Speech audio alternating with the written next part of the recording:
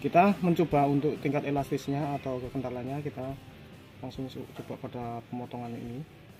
Kalau kira-kira dia sudah tidak encer atau tidak mengalir begitu aja, untuk selera saya sudah cukup ya.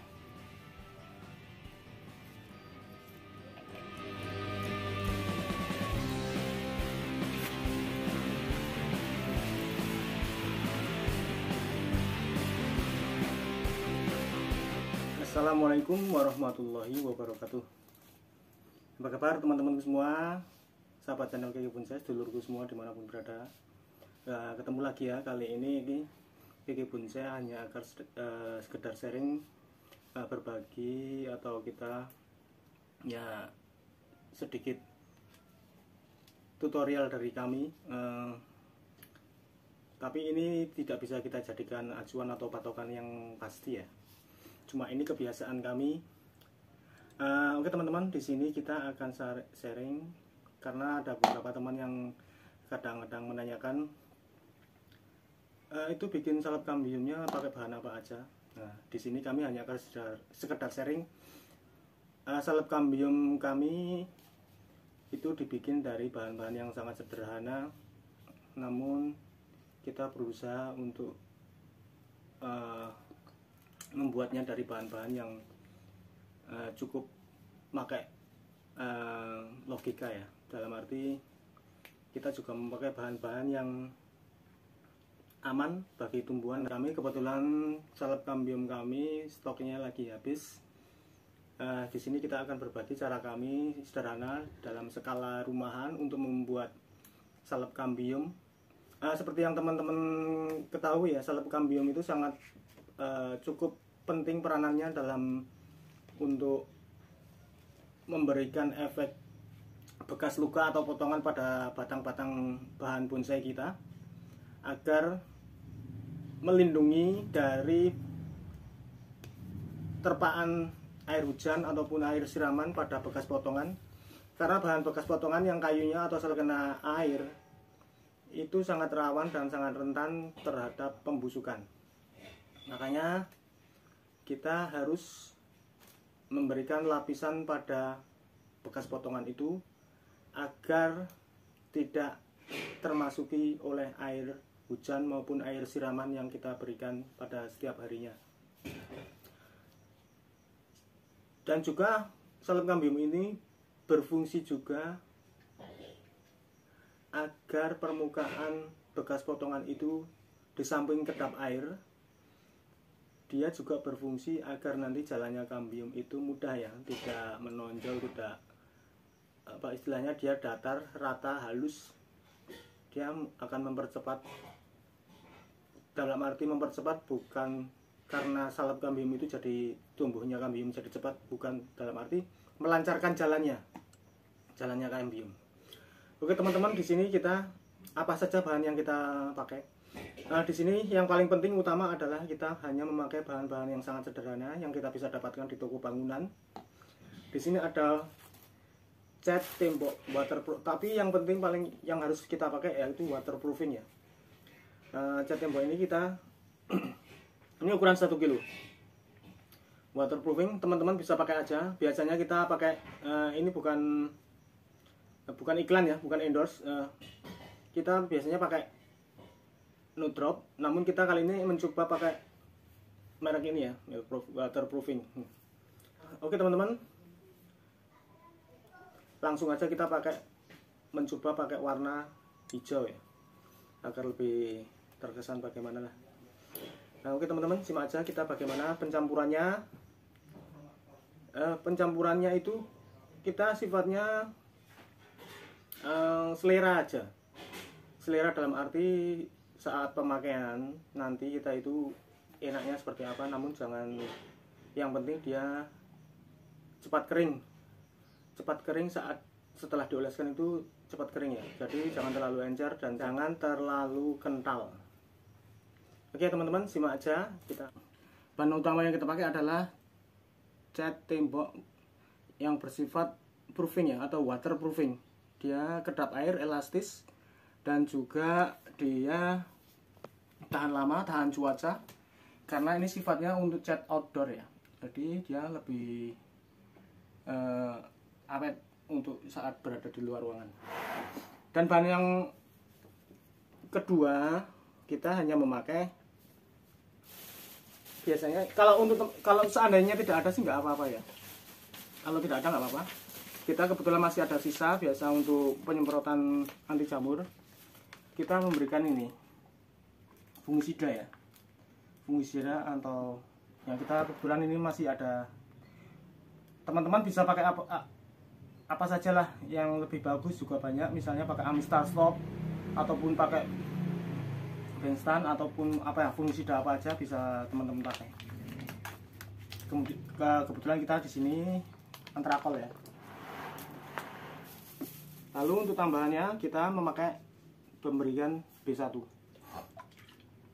Ya ini semua sifatnya hanya untuk berjaga-jaga aja, agar bahan ini lebih kualitasnya lebih bagus lah. Karena sayang kan kita capek-capek bikin kalau kualitasnya tidak bagus, jadi lebih baik kita mengantisipasi keburukan-keburukan yang terjadi kemudian hari. Kita rentol. Dan di sini kita tidak pernah pakai lem ya, karena di lem kayu itu kan sifatnya dia hanya untuk sebagai perekat, sedangkan di waterproofing ini perekatnya itu jauh lebih bagus daripada lem kayu.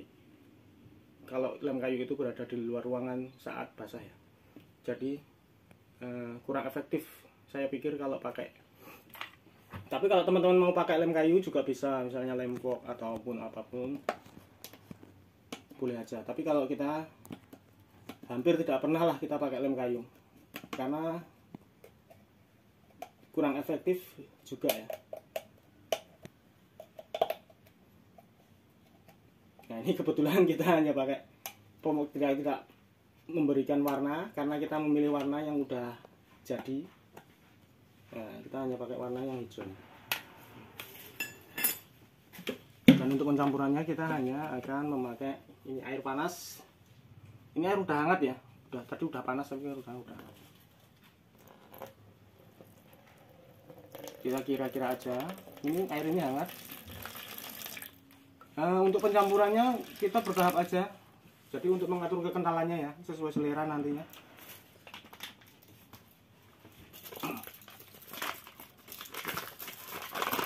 Ini Antrakol masih ada beberapa sendok ini. Cuma namun kita memakainya juga tidak over ya.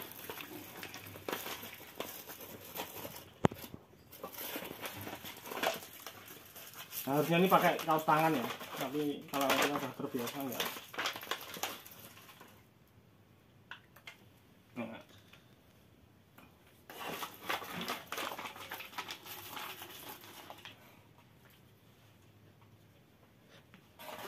Jadi airnya itu kita berikan sedikit dahulu, nanti untuk mengatur kekentalannya, jadi kita bisa tambahkan gitu.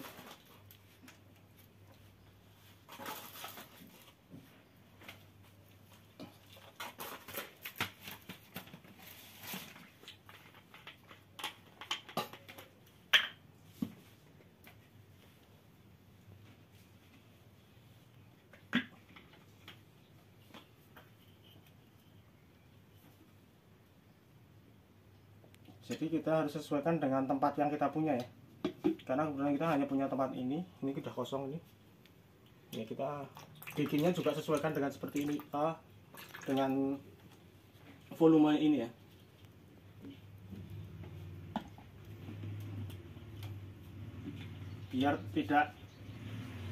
Biar bisa tertampung semua. Karena kalau kita punya tempat yang lain sih bisa kita tampung, kalau nggak ada kan sayang. Nah ini kita aduk dulu biar B1-nya sama Kami menyampur dahulu ya.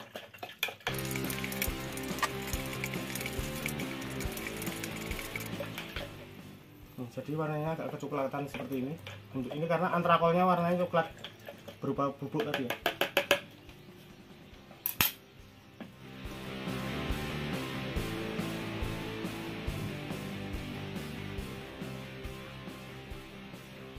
Kita tuangkan seperti ini aja untuk nanti kemudian langsung kita aduk.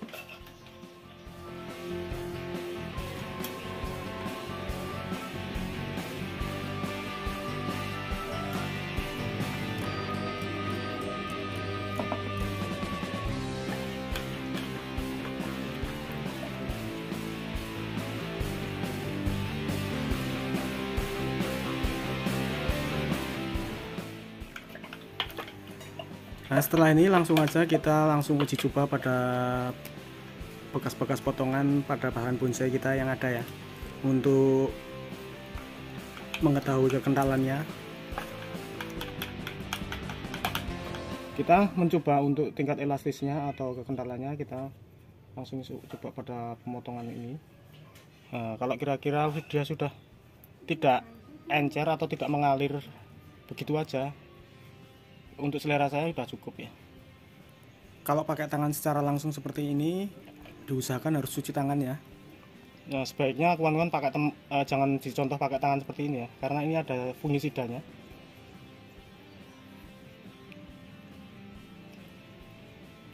Bisa pakai kuas atau pakai apa aja, jangan langsung bersentuhan dengan tangan sebenarnya.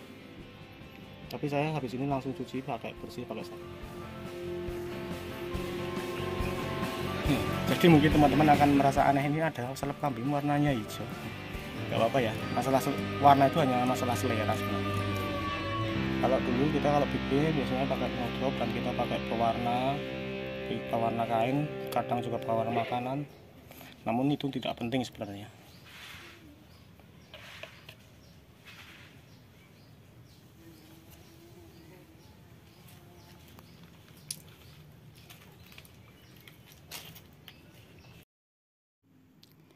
Dan ini sebagai contoh pemakaian kita untuk salep kambium yang baru aja kita buat. Kebetulan ini di rumah kami ada bahan cangkokan elegan atau ficus elegan yang kebetulan udah waktunya kita untuk memotongnya. Kita akan coba mengaplikasikan salep kambium yang baru aja kita buat. Untuk tingkat kekentalannya juga untuk kita sesuaikan dengan selera kita ya. Dan saya rasa ini hasilnya cukup, tingkat kekentalan atau keencerannya cukup baik menurut saya.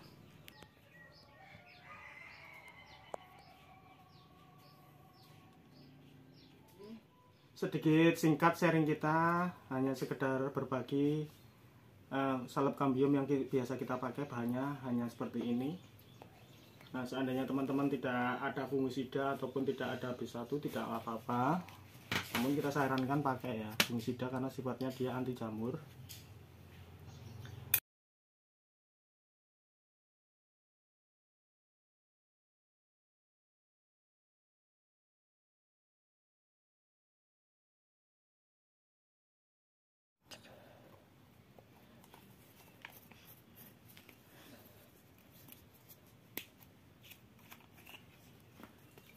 Kekentalannya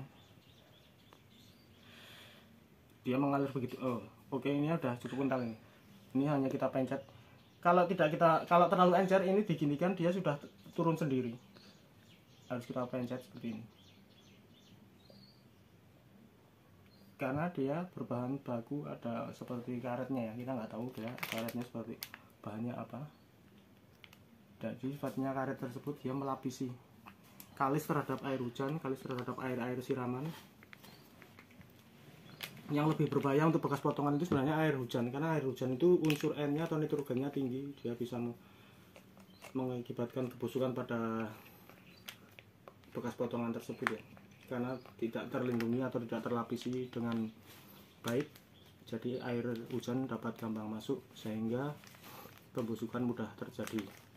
Oke teman-teman, sedikit sharing kita yang sedikit ini dari seorang pemula yang sedang belajar berbudidaya bahan bonsai. Mudah-mudahan ada manfaatnya dan bisa teman-teman terapkan semua.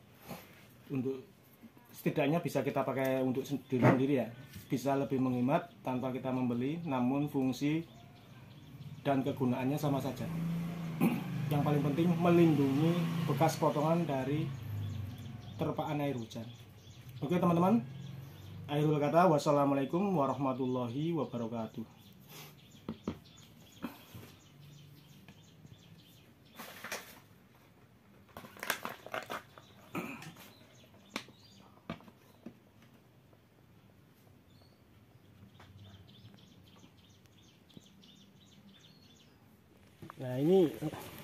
Nah ini langsung aja kita untuk sampel kita pemakaian, karena kemarin kita pecah batang bahan timang ini belum kita kasih salep kambium karena stok habis, jadi makanya kita bikinkan ini sekalian untuk konten.